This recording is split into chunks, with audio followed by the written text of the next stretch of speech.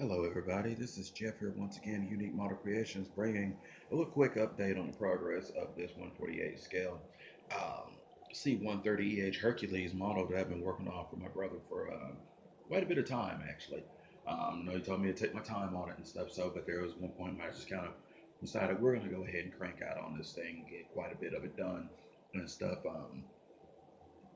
And we're working towards completion of this big bird.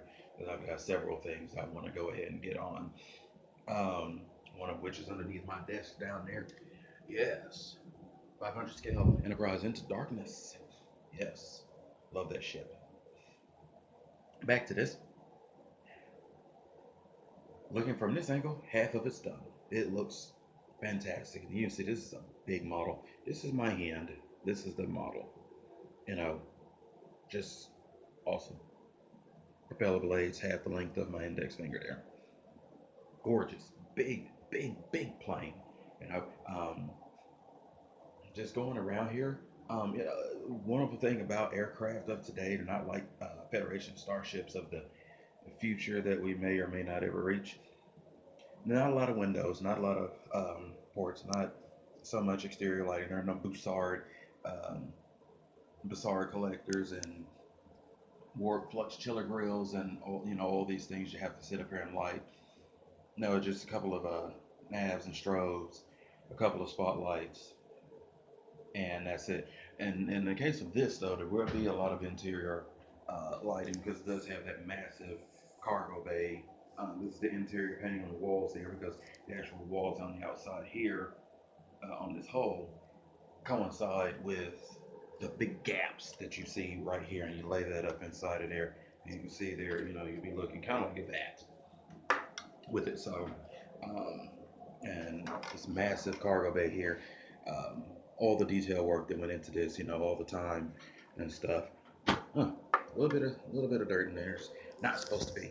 I'm loving looking at this wall right here and the detail that I put in on that. See if we'll get a little bit of focus in. It may not, but you see the dirt, the grime, the rust, the wear, and everything and stuff.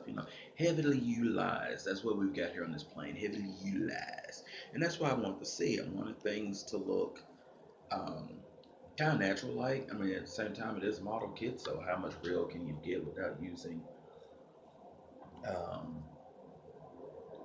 a photo overlay of the actual whole part itself with paint? How far can you get there?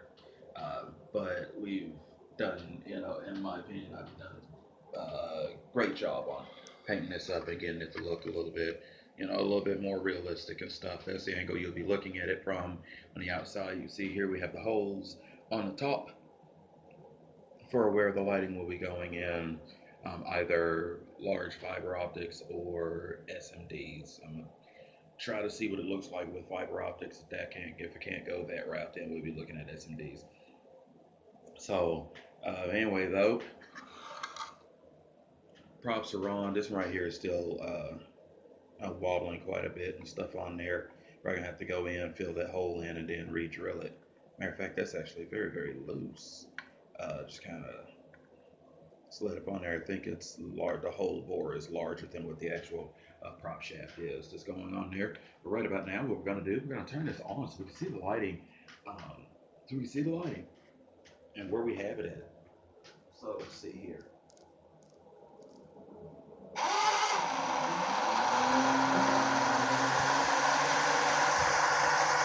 And as you can see there, that one prop right there, since it is a little loose, it is wobbling quite a bit. But hey, um, this is cool.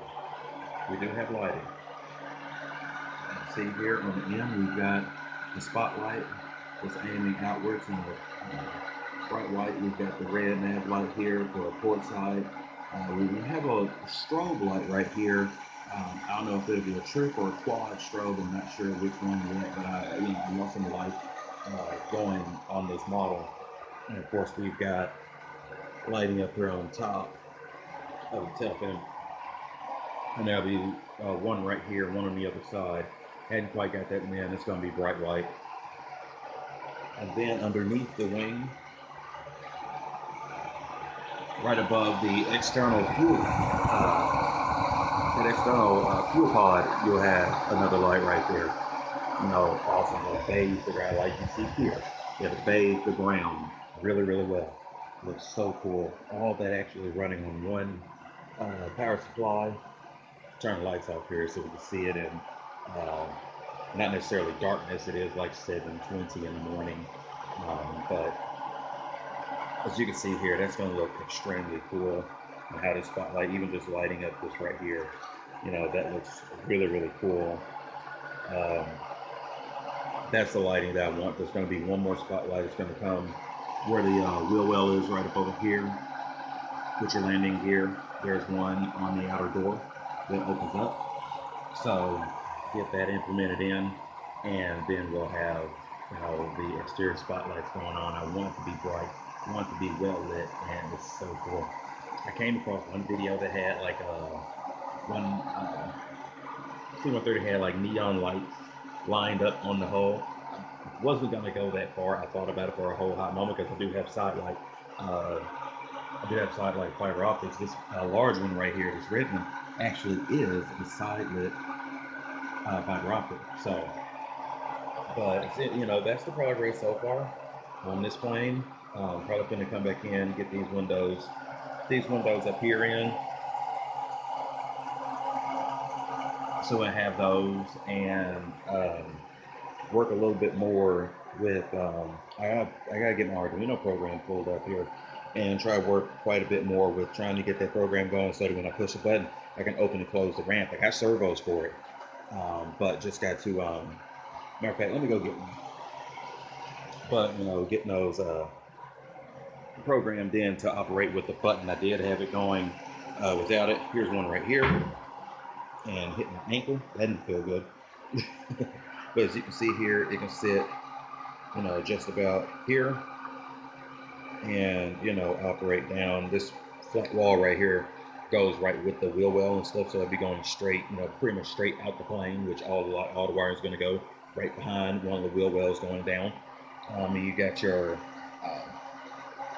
little motor inside, and you got your turning right here. Uh oh, it blew off. It blew off. So let's turn her off. Let's turn her off. Let's turn her off. Self-destructing. She can't handle it. Voyager, year of hell. Oh my goodness. All right. I think it was noisy anyway. But that's because it's reverbing off this table. I'm definitely going to have to be sure I set it on something, cloth, the wheels on something cloth-like when I do actually mount this, so it's not so loud. But anyway, though, so we got that. Let's switch back to this. Okay, so we've got the servo turn right here, and I do have the arms. What I do have to do is get some small wires that will go and extend out and connect to the doors. I have one that's going to lower, one that's going to raise, and um, want to be sure both of them are hooked up. I have both servos right here, um, and still have room for my lighting, either be fiber optic or SMD. I'm probably going to go ahead and order me some SMDs the end of next week. It's next paycheck here, and go ahead and have those coming in and in warm white, um, so that we illuminate it that way. Because I do want there to be a lot of light inside of that cargo bay. So but that's the plan right about now. This is where we're at with this kit. It is slow moving. I'm wanting to make sure I get it right. I've never done anything like this before, and I'm pretty sure it won't be the last time either. Finding a model this size is rather difficult. With one of the earlier um, 130s. Now the 130J of this is rather easy to come by. It doesn't really cost just all that much. That might be a next step for me, just to give myself another one to work on this magnitude, this size, and a couple more things to play with, a little bit more detail I can work on still. But this is a long ways to go yet. I'm working next week as well, getting the base set up for it, and I do want it to be an actual base, probably half the size, probably a third the size of this table that this plane is sitting on, because I want it to kind of be like a diorama type, and that's going to be super cool. So maybe I have it next time my brother gets ready to come down here, so therefore I don't have to sit up here and try and put that in the mail and send it and have any issues with it. So, but other than that, I keep rocking on this and other projects as well. Those of you out there building models, continue building them.